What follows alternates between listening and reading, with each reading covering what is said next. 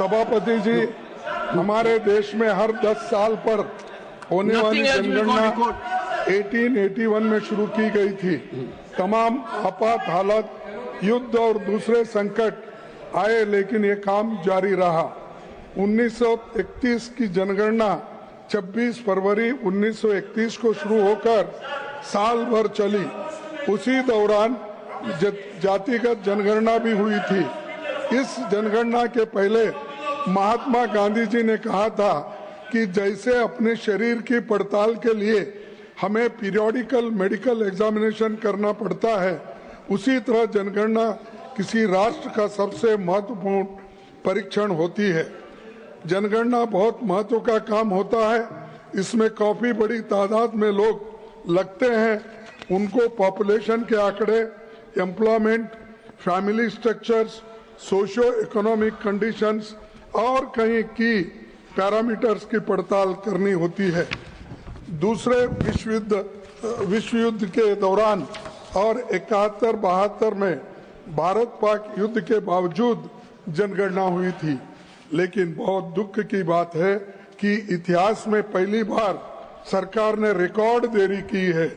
आप चाहते हैं तो जनगणना के साथ जातिगत जनगणना भी संभव है, क्योंकि आप SC ST के डाटा कलेक्ट करते ही हैं, अन्य जातियों का भी कर सकते हैं, लेकिन जातिगत जनगणना और जनगणना दोनों पर ये सरकार मौन है। दुनिया के 81% देशों ने इस बीच में कोरोना के बावजूद सक्सेसफुली जनगणना का काम पूरा कर लिया है। भारत में जनगणना कब होगी, साफ तौर पर कुछ कहा नहीं जा रहा है। इस साल बजट में केवल 575 करोड़ रुपए का आवंटन है। इससे लगता है कि सरकार जनगणना कराने से बचना चाहती है और जनगणना में देरी को दूरगामी परिणाम होते हैं।